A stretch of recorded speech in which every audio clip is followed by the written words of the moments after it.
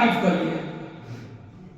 تو آپ کو لفظ فاطمہ کے لیے کوئی لفظ ایسا ملنے والا نہیں ہے جو لفظ فاطمہ کی تعریف کر سکے.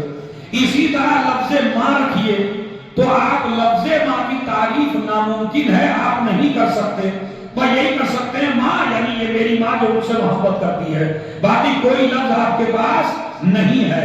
تو نہ لفظ فاطمہ کا ترجمہ اور تفسیر ممکن ہے، نہ لفظ ماں کا ترجمہ اور تفسیر ممکن ہے. اگر دونوں لفظوں کو سمجھنا ہو تو اس طرح سمجھ لیجئے، اگر ماں کو سمجھنا ہو تو فاطمہ کو سمجھ لیجئے، اگر فاطمہ کو سمجھنا ہو تو ماں کو سمجھ لیجئے.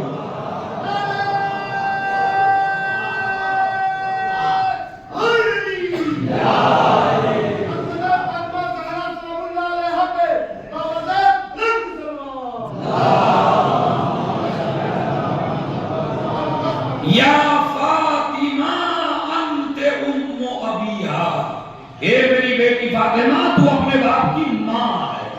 چونکہ ایک عالم دین کی ماں کی مجلس ہے تو میرا پورا موضوع ماں کے اوپر ہے. اے میری بیٹی فاطمہ تو اپنے باپ کی ماں ہے. مجھے پوری کائنات میں کوئی ایسی بیٹی تلاش کر کے دکھاؤ کہ جو بیٹی بھی ہو اور ماں بھی ہو. آپ پوری دنیا میں تلاش کر لیجئے، کہیں آپ کو ایسا ملنے والا نہیں ہے. آپ خود جناب خدیجہ کی زندگی دیکھیے، خود جناب زینب کبریٰ کی زندگی میں آپ نے مجلس سنی، ان کے حالات پڑھ لیجئے. جناب سارہ، جناب خدیجہ، جناب ہاجرہ، جناب حوا، جناب مریم، سب کی زندگی پڑھ لیجئے، مگر آپ کو نہیں ملے گا کہ بیٹی بھی ہو اور ماں بھی ہو. مگر یہ اختصاص ہے شہزادی کونین کا کہ کائنات کا رسول بھی اسے اپنی ماں کہہ کے پکارتا ہے، تاکہ دنیا کو بتا دیا جائے کہ جب مومنوں کی ماں کا مقابلہ دنیا کی کسی عورت سے کرنا تو میں فاطمہ کو اپنی ماں کہہ کے جا رہا ہوں، تاکہ پتا چل جائے مومن کی ماں الگ ہے، رسول کی ماں. صلوات بھیجتے ہیں محمد. تو لفظ ماں کا ترجمہ ممکن نہیں ہے. اب آئیے صحیفہ سجادیہ کے وہ جملے جو میں نے پڑھے ہیں آپ ذرا دلوں پہ لکھ لیجئے اور میرے ساتھ ترجمے میں شامل ہو جائیے. پوری مجلس اسی میں ہے جو جملہ میں پیش کر رہا ہوں.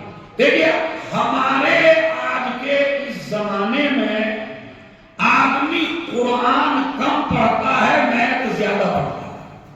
اکثر لوگ ہیں جو میتھ پڑھے ہوئے ہیں اور ایسے بھی ہیں جو میتھ پڑھے ہوئے ہیں وہ قرآن پڑھے ہوئے نہیں، اور ایسے بھی ہیں جو میتھ بھی پڑھے ہوئے ہیں اور قرآن بھی پڑھے ہوئے ہیں. میں یہ نہیں کہتا کہ میتھ نہ پڑھیے. دنیاوی یہ جو علماء نے تقسیم کر دی بعض لوگوں نے کہ ایک دنیاوی تعلیم ایک دینی تعلیم، یہ غلط ہے. کوئی دنیاوی تعلیم دنیا میں نہیں ہے. یہ انگریزی ہو، یہ کوئی بھی زبان ہو، یا جتنا بھی اسکول میں کورس پڑھایا جا رہا ہے دنیاوی، تو یہ دنیاوی نہیں ہے. اور یہ جو ہمارے مدرسوں میں پڑھایا جا رہا ہے یہ دینی نہیں ہے. یہ بلا وجہ ہم کو گمراہ کرنے کے لیے لوگ جو مدرسے میں پڑھ رہا ہے یعنی دینی تعلیم، اور جو دنیاوی ہائی اسکول کر رہا ہے، بی اے کر رہا ہے، پی ایچ ڈی کر رہا ہے، کہا دنیاوی تعلیم. نہیں، یہ غلط ہے. دنیاوی تعلیم نہیں ہے. آپ کی تعلیم کو معین کرے گی آپ کی نیت. آپ کی تعلیم کو معین کرے گی آپ کی نیت. اگر قرآن پڑھنے کے بعد بھی قوم کو لوٹنے کا ارادہ ہو،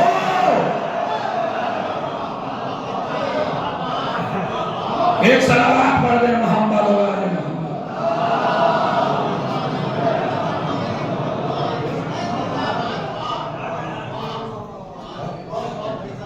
صلوات پڑھ محمد و آل محمد.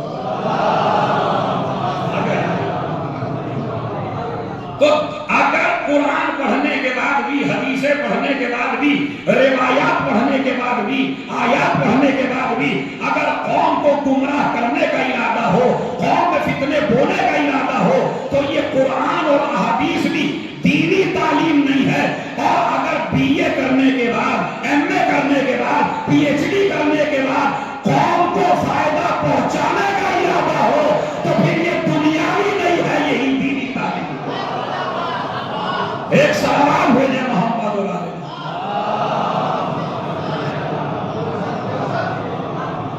یہ نہ سمجھیے آپ کہ جو امامے میں ہے وہ دینی آدمی ہے، جو ٹوپی میں ہے وہ دینی آدمی ہے، جو قبا میں ہے وہ دینی آدمی ہے۔ آپ دیکھو معاشرے میں فائدہ کون پہنچا رہا ہے؟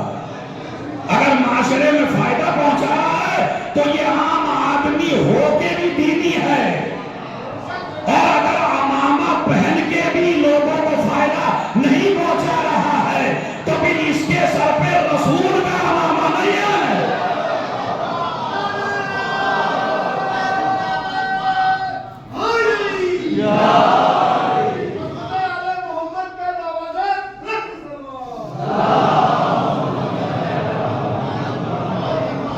اور اسی طرح میں بات آئی میتھ کے اوپر کہ آدمی اگر میتھ پڑھے اور قرآن نہ پڑھے تو جب بھی حساب لگائے گا الٹا لگائے گا،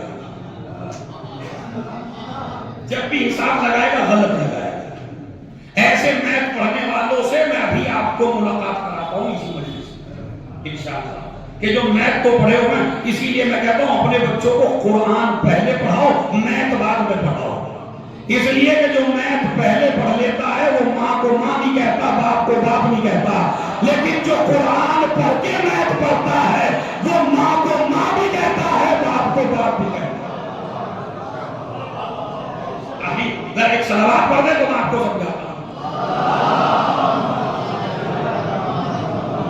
ایک بیماری ہے ہماری قوم میں اور شیعوں میں، میں اپنے سنی بھائیوں سے کچھ نہیں کہتا، جو مجلس میں آئے نہیں ہیں ان سے کچھ کہنا بھی نہیں ہے، ذمہ داری ہے ان سے کہنا جو آئے ہیں، تو مجھے آپ کو سنانا ہے، ان کو سنانا نہیں جو مجھے سننا ہی نہیں چاہتے، مجھے تو اسے پیغام دینا ہے جو آپ سننے کے لیے آئے۔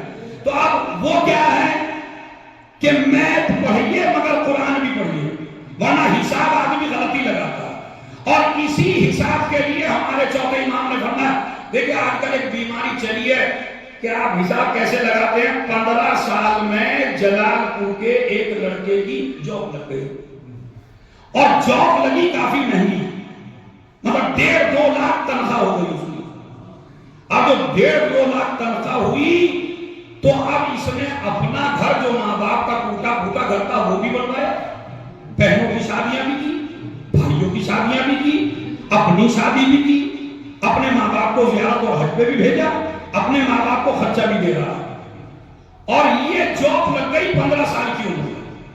اب ماں باپ ہو گئے 70-80 سال کے اور اس کی ایج بھی بڑھتی چلی گئی۔ اب اس نے جب حساب لگایا تو کیسے لگایا کہ میرے ماں باپ نے میری خدمت کی کل 15 سال، اور میں اپنے اماں ابا کی خدمت کر رہا ہوں 50 سال سے۔ اب میتھ کا قانون کیا کہتا ہے؟ 50 زیادہ ہیں یا 15؟ بتائیے کون سا زیادہ ہے؟ 50 زیادہ ہے یا 15؟ 50 زیادہ، تو آپ کی خدمت زیادہ ہو گئی، ماں باپ کی خدمت کم ہو گئی۔ تو وہ یہ کہتا ہے کہ بھائی اگر میری آپ اس زمانے کو آپ دیکھو تو اس لحاظ سے میرے ماں باپ نے مجھے دیا ہی کیا؟ ایسے جوان لڑکے آج کل موجود ہیں، اپنے شیعوں میں ہیں، جو ماں باپ کی نظروں میں نظر ڈال کے کہتے ہیں اماں ابا نے مجھے دیا ہی کیا ہے؟ گھر بنوایا وہ میں نے، شادی کی وہ میں نے، زیارتیں کرائی وہ میں نے، پورا رنگریزی کرائی وہ میں نے، ایک محل تیار کر کے دے دیا ماں باپ کو وہ میں نے، شادیوں کے خرچے میں نے اٹھائے، موت کے خرچے میں نے اٹھائے، زندگی کے اخراجات میں نے اٹھائے۔ انہوں نے کوئی 15 سال، مجھے ہو گئے 50 سال، تو مجھے ماں باپ نے دیا ہی کیا ہے؟ ارے ایسے چاپلوس بھی مل جائیں گے ہر گاؤں میں جو ہاں میں ہاں ملا دیتے ہیں۔ ہاں بیٹے تو نے بہت کچھ کیا، تیرے ابا کے پاس کیا تھا، تیرے باپ نے تجھے دیا ہی کیا ہے؟ بس میں ایک جملہ کہتا ہوں، اور یہ جملہ اگر پہنچ گیا تو یہ ایک تاریخی مجلس بن سکتی ہے اگر آپ سمجھ لیں تو۔ ماں باپ کچھ بھی نہ دیں، خالی حلال طریقے سے پیدا کر دیں۔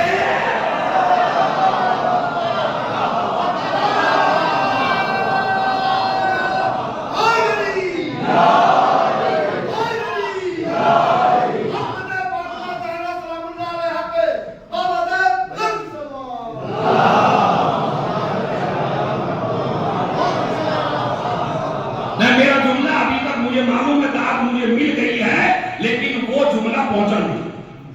तो चूंकि मैं छोटा सा टीचर भी हूं तो मुझे पता है कहां पहुंचा कहां नहीं पहुंचा। तो उसमें क्या देखे क्यों नहीं पहुंचा।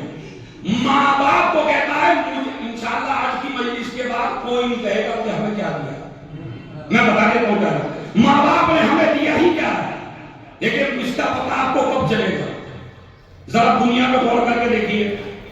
ये मौलाना कमरुल हसन साहब ने मुझे एक छोटा सा वर्ता दिया, उस पे लिखा रबाब बानो बिनते काजिम अली, ये लिखा हुआ। अब मैं इनसे गुजारिश करता हूं, ये काजिम अली बढ़ाने की जरूरत क्या थी? खाली फातिहा में रबाब बानो कर देते, या काजिम अली के बाद काजिम अली के बाप का नाम आपने क्यों लगाया फातिहा में? ये उन जवानों को कह रहा हूं जो दिया ही क्या है। खुदा की कसम, अगर बाप अपना नाम दे के न जाता तो तू फातिहा के लायक है।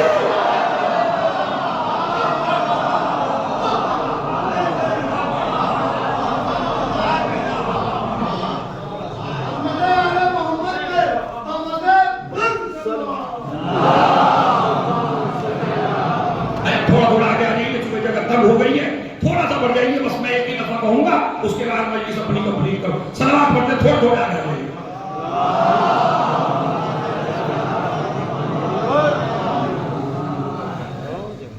एक सलावत और पढ़े मोहम्मद और आले मोहम्मद।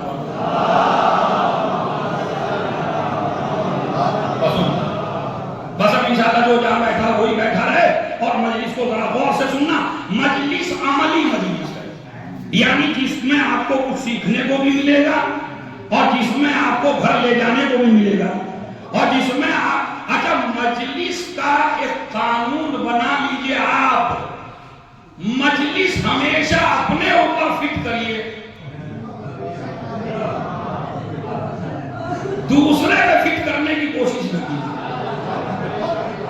आजकल मजलिस का इतनी मजालिस होने के बाद मजलिस का फायदा क्यों नहीं होता? तो उसके कई रीजंस हैं, लेकिन एक रीजन ये है कि जो मजमा मजलिस सुनने आया है वो मजमा दूसरे पे मजलिस फिट करता है। अभी मैं झूठ और सच की बात करूं तो कुछ लोग इधर देखने लगेंगे, कुछ लोग इधर। अभी मैं हक़गोई की बात करने लगूं तो इशारे होने लगे, यानी मतलब है मौलाना उन्हें कह रहे हैं। अच्छा, आपको हिदायत कैसे मिले मजलिस से जब आपने अपने में मजलिस फिट ही नहीं की है? आपने मजलिस हमेशा की। अच्छा, कोई मुनाजरे का जुमला पढ़ दीजिए तो उधर पहुंचा देते हैं, वो इधर नहीं। मसा मैं कहूं गासिब, तो गासिब पे आप वहीं जाके रुकते हैं।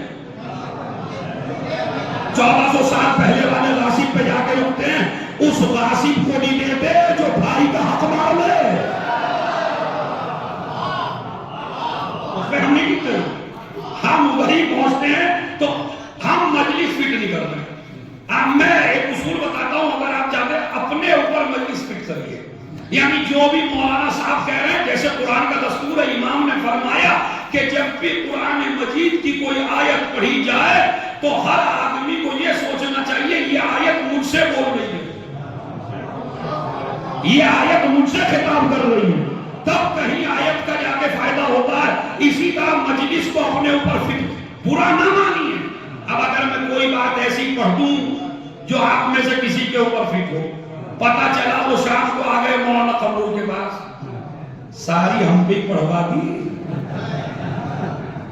नाश्ता करते हुए बता दिया होगा सब में हमारी तुम्हारी चलती है थोड़ी बहुत, तो आप कम से कम इतना तो लिहाज करते। हम आपकी मजलिस में आए, आपने सारी मजलिस हम ही पे पढ़वा दी। मैं ये कहता हूं अगर मजलिस की कोई बात आप पे फिट हो जाए तो शुक्र खुदा भी करना, शुक्र हुसैन भी करना।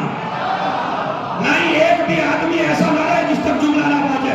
शुक्र हुसैन इब्ने अली करना कि मजलिस का एक जुमला मेरे ऊपर फिट हो गया, इसलिए कि हुसैन ने मजलिस का जुमला तेरे ऊपर फिट करके तुझे हुर बनने का मौका दिया।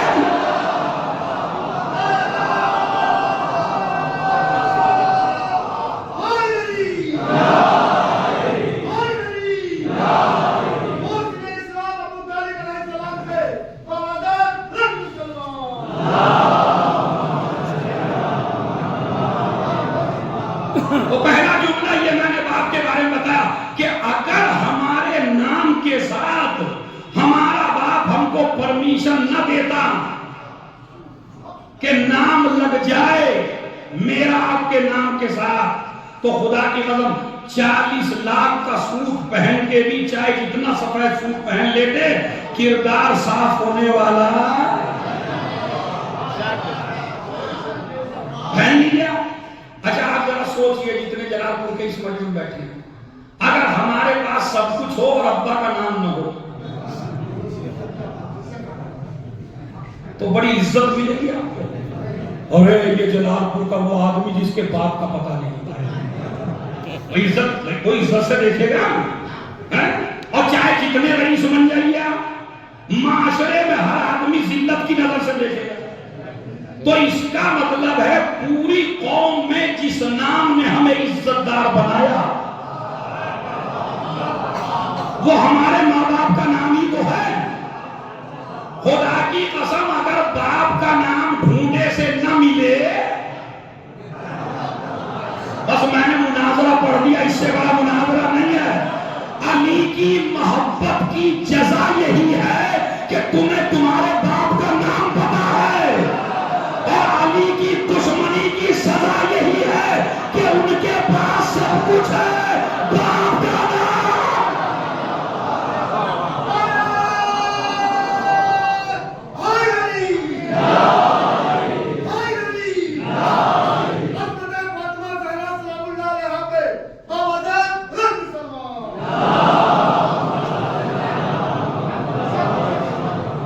باپ کا نام نہیں ہے، ماں کا نام۔ کسی بھی علی کے دشمن کے سامنے آپ اس کی ماں کا نام لے کے دیکھیے، چہرہ لال ہو جاتا ہے، تخت سے اٹھ جاتا ہے۔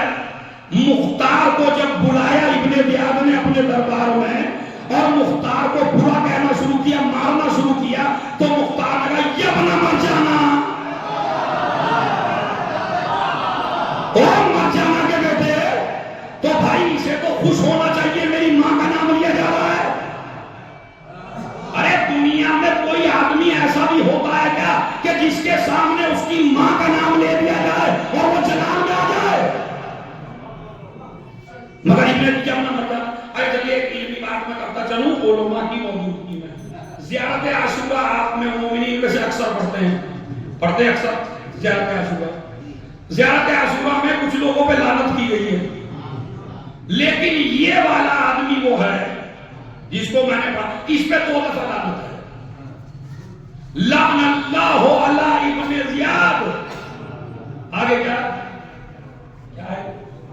وابن مرجان، لعن اللہ علی ابن زیاد وابن مرجان۔ اگر شمر پہ 1 دفعہ لعنت، عمر سعد پہ 1 دفعہ لعنت، ایک دفعہ نسبت سے لعنت ہے زیارت عاشورہ میں، مگر ابن زیاد پہ 2 دفعہ لعنت ہے۔ 1 دفعہ باپ کی طرف سے لعن اللہ علی ابن زیاد وابن مرجانہ، اور مرجانہ کے بیٹے پر لعنت۔ تو ذرا زیارت عاشور اٹھا کے دیکھیے، ہر ایک ظالم پہ 1 دفعہ لعنت ہے، اس پہ 2 دفعہ لعنت ہے۔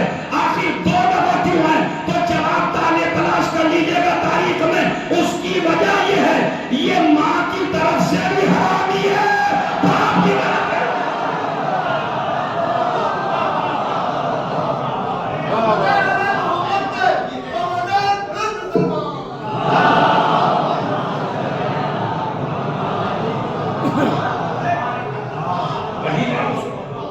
مگر پھر وہی میں کہتا ہوں، اس کے باوجود دیکھیے توضیح المسائل میں یہ قمر حسن صاحب کی نماز پڑھاتے ہیں، ایک میں پڑھاتے ہیں، 2 میں، ایک مسجد مثلا وہاں تو لکھنؤ کا دستور ہے کہ 1-2 میں پڑھا لیتے ہیں۔ آپ سے تو ایک مسجد کا امام نہیں جھکتا بھائی، تو 1-2 میں مسئلہ ہے، اس میں مسائل بھی بیان ہوتے ہیں۔ میں چاہے جتنا بڑا مولوی صحیح، عالم صحیح، ذاکر صحیح، ایک طالب علم، یہ چاہے جتنے بڑے عالم، چاہے جتنے بڑے مولوی جتنے بیٹھے ہیں، چاہے جتنے بڑے امام ابا والے، چاہے جتنے بڑے ہوں، نہ کوئی عام آدمی کہہ سکتا ہے مجھے میرے ماں باپ نے دیا ہی کیا ہے، اور نہ کوئی مولوی علامہ اور مجتہد کہہ سکتا ہے کہ مجھے میرے ماں باپ نے دیا ہی کیا ہے۔ اس لیے کہ پہلی شرط جو لکھی ہوئی ہے کہ نماز اس کے پیچھے پڑھو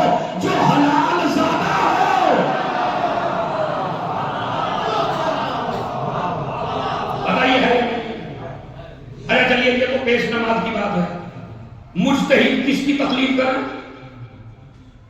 کس کی تقلید کریں مجتہد؟ یہ بھی توضیح المسائل ہے۔ کہا مجتہد وہ ہو جو حلال زادہ ہو، یعنی نائب امام وہ ہو،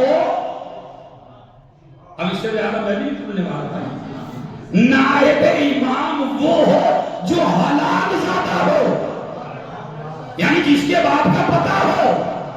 تو اس کا مطلب ہے نماز جمعہ کے لائق بنایا تو باپ نے، مصلی کے لائق بنایا تو باپ نے، منبر کے لائق بنایا تو باپ نے، تقلید کے لائق بنایا تو باپ نے۔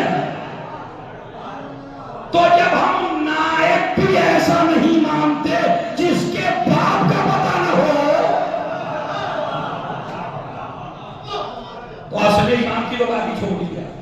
تو ایک تو جملہ یہ میرے جوانوں کا کہ ہمارے اماں ابا نے ہم کو دیا ہی، یہ تو باپ کا میں نے بتایا، تلقین ہوئی اسمعی افہمی یا ربا بانو بنت کاظم علی۔ ارے مولانا صاحب کوئی شجرے کی کتاب لکھ رہے ہو کہ یہاں خالی یا